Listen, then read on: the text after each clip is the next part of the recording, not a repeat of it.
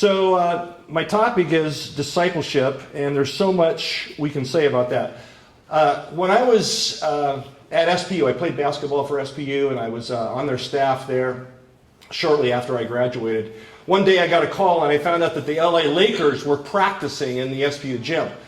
So for a basketball player, it was a must-see, right? And I was very curious because, that quality of a basketball player, Kareem Abdul-Jabbar, some of you might not know who he is, and that's really unbelievable to me. But, that was back in the days when basketball shorts were really basketball shorts, and people showed off their thighs. And so I was in the gym watching, and I was fully expecting these professional players to do professional things. I was expecting the 360 slam dunk drill, the behind the back, through the legs, no look pass, the alley-oop. All the spectacular things. It was really disappointing because they did what I did when I was in junior high. They practiced layups, defensive postures, rebounding drills. They just did the fundamentals. And by the way, that's what wins ball games. If you don't stay with the fundamentals, right? We never get past the basics. So as I thought about this, I thought, what was the basics for Jesus? What was the fundamentals? What did he consider non-negotiable? What is the most replicable thing he did?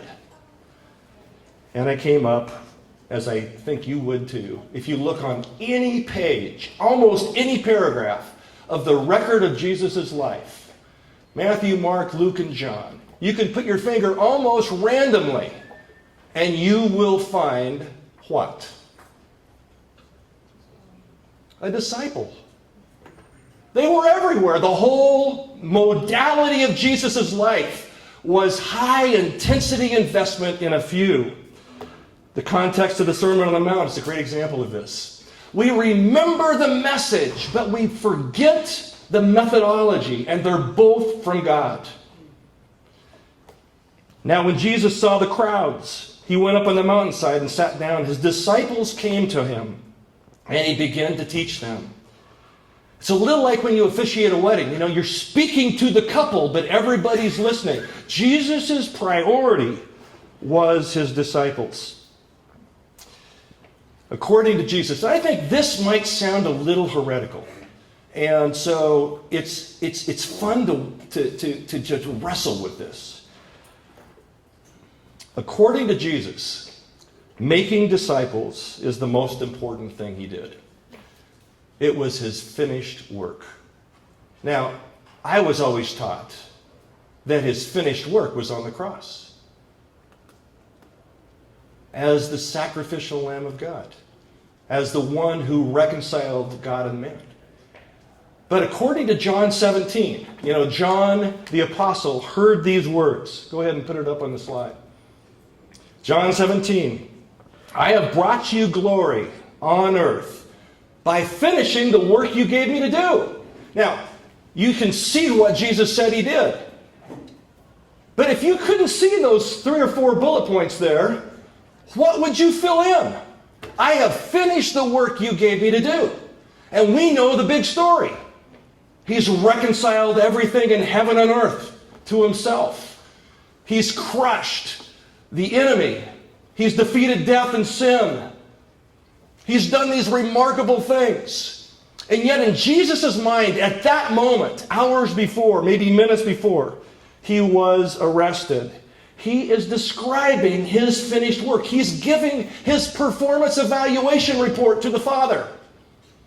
I did what you told me to do. I accomplished the work. I have revealed you to those whom you gave me out of the world. I gave them the words you gave me, and they accepted them. As you sent me into the world, I have sent them into the world. Jesus' job. I just find it almost shocking when there's so much undone. And Jesus is saying that he finished the work. It's a little of what was said this morning, the already and not yet. So much undone, so much brokenness, so much injustice, so much cruelty, so many hard hearts. And Jesus is saying he's done?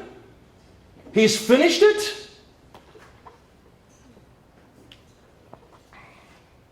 I was on a flight to Southern California last year, and I was in the middle seat, and this little lady on the window seat was next to me, and she was feeling sorry for how crowded I was, and she wanted to know why I was going to Southern California. I told her I was going to speak at a conference. She asked me what I was going to speak on, and I was going to speak on the Great Commandment. And she told me at that point that she had studied comparative religions as a master's degree in comparative religions from Columbia, and that she was a Jew. And so we began to talk about that and had a wonderful conversation. And then at one point she came direct. She came right at me and said, "Do you believe Jesus is the Christ?" And I said, "Yeah, I do." And she said, "How can you?" And I said, "Well," I went to the resurrection. And then she said, and I'll never forget it, "He didn't bring the kingdom. The lion isn't laying down with the lamb. The child isn't playing at the viper's den. The swords aren't beat into plowshares. What do you mean he's the Christ? He didn't bring the kingdom." And that ethos just kind of resonated with me. And especially in this question, Jesus, did you really think you did everything you were supposed to do?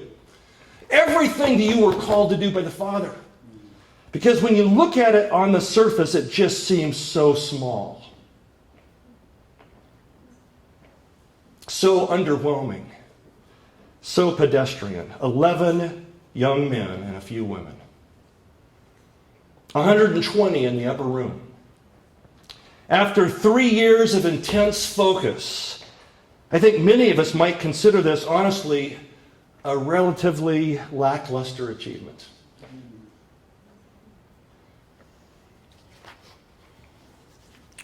We need to be reminded of just how significant investing in a few is. Here's a quote from a seminal book on discipleship, which in my opinion is a must-read. It was one of the premier reads of my young discipleship journey. It's a master plan of evangelism. Let's go ahead and put that up there, by Robert Coleman. If you haven't read this, this is Discipleship 101 in my book. But just note this, on how he captured the impact of Jesus' strategy. I'll just read it with you. Jesus was deeply concerned for the continuation of his redemptive reconciling work after the close of his earthly existence. And his chosen method was the formation of a small band of committed friends. He did not form an army, establish a headquarters, or even write a book. What he did was to collect a few very common men and women, inspire them with a sense of his spirit and vision, and build their lives into an intensive fellowship of affection, worship, and work. One of the truly shocking passages of the gospel is that in which Jesus indicated that there is absolutely no substitute for the tiny, loving, caring, reconciling society. If this fails, he suggests, all is failure. There is no other way. He told the little bedraggled fellowship that they were actually the salt of the earth, and that if this salt should fail, there would be no adequate preservative at all. I finished the work. I told them what you told me to tell them. I invested in their lives. They're now ready to be sent out. You know, the Apollo missions were off course 90% of the time. And if they were off course 1%, they would miss the moon by thousands of miles. And I think we get off on this all the time. I don't think we truly value the power, the genius, the brilliancy, the impact of discipleship, of going deep with a few.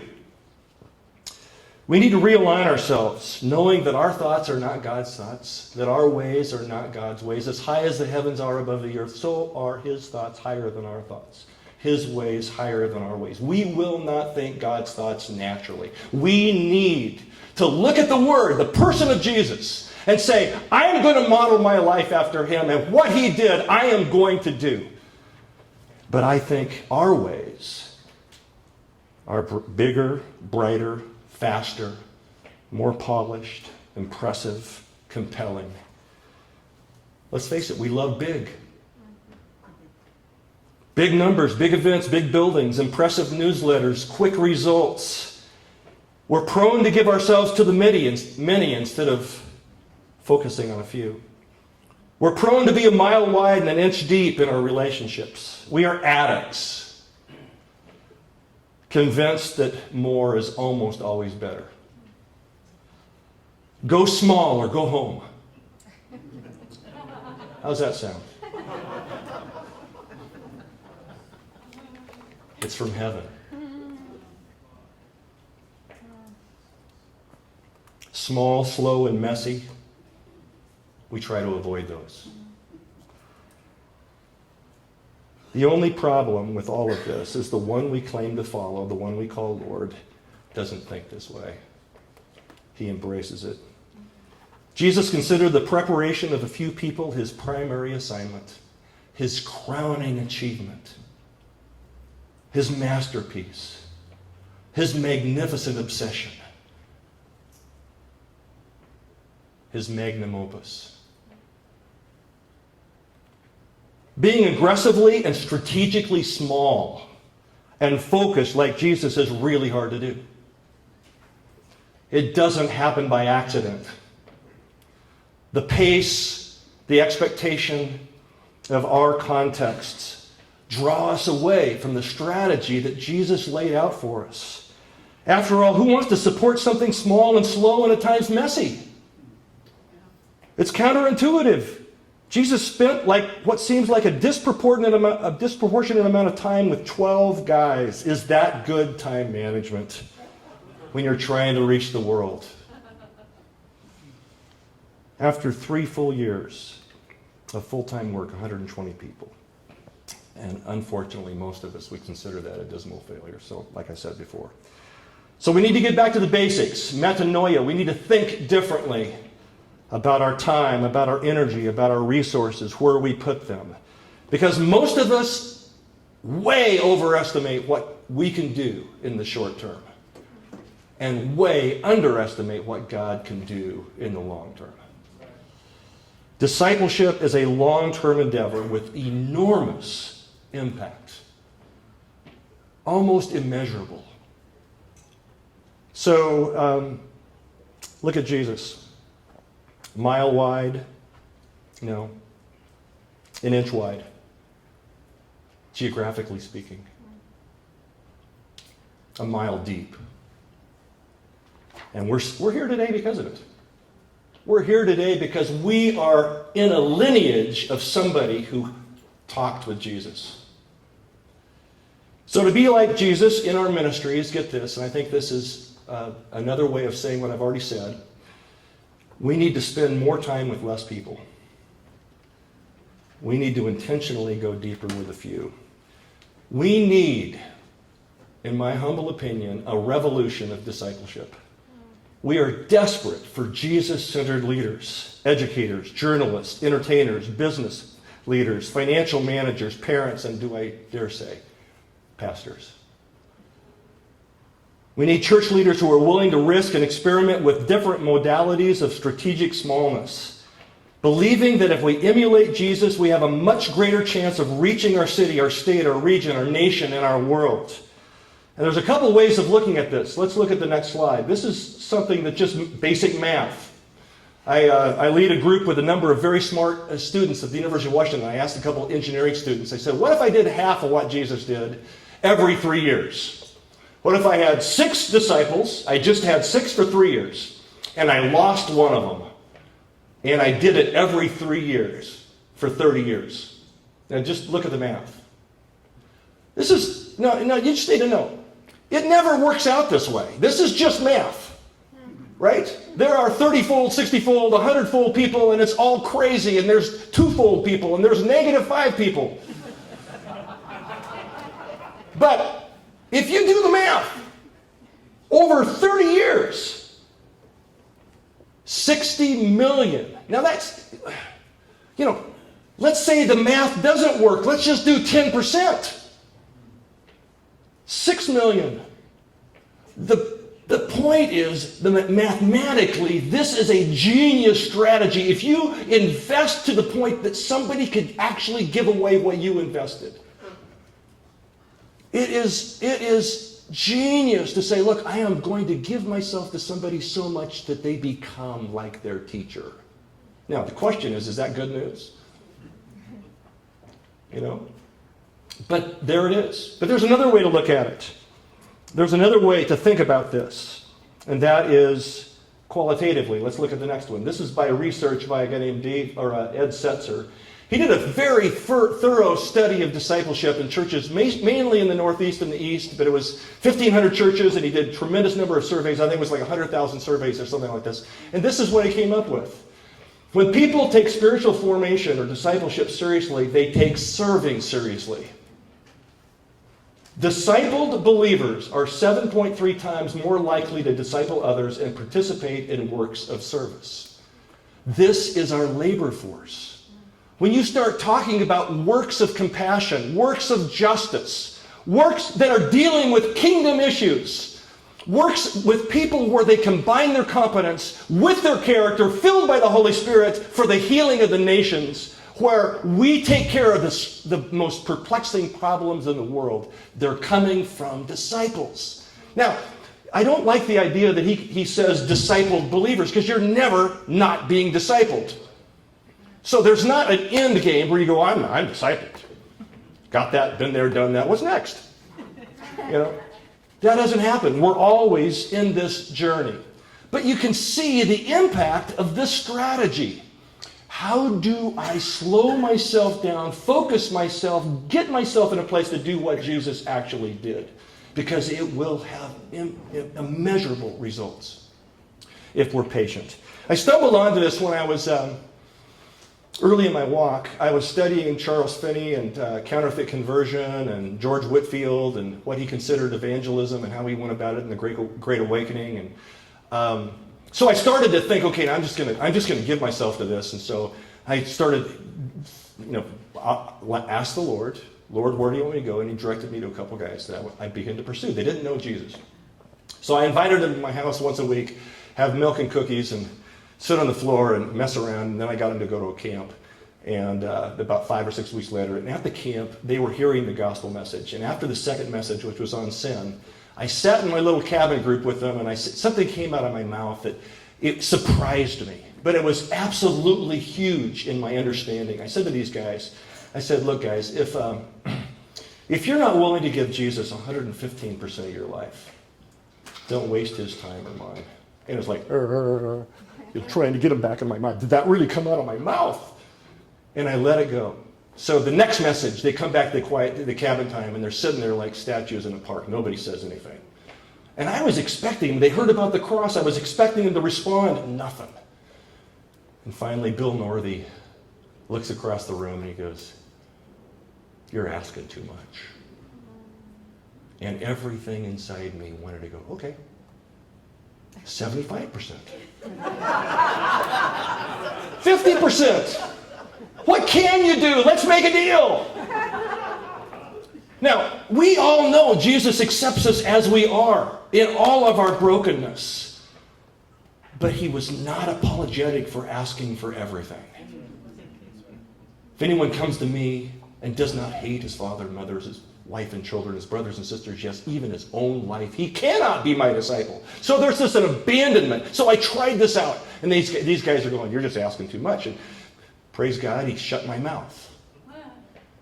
The next day, we were getting ready to get on the bus. I couldn't find these guys. They were out in the woods on their own. I didn't know where they were. On the way home, one of them came to me and said, hey, I want you to know I gave my life to Jesus. And it was all of it. Now, I say that not just to say this. I watched these guys absolutely revolutionize their school. And not only that, it was like one of them came to me, and revelation is his family. One of them came to me and just said, hey, I know that I probably shouldn't be sleeping with my girlfriend. What did Jesus think about that? Well, he didn't think very highly of that. He goes, okay, I'll stop. He just understood the cost. There was no argument. That guy went on to go to college at WSU. I was at his wedding. This is just a small little example. But it was such a pivotal one at that time of my life. I'm serving punch. And somebody asked me my name, and I went, Jeff Vancil, and he goes, guys, come over here. They surround me. There's like 15 of them at this wedding.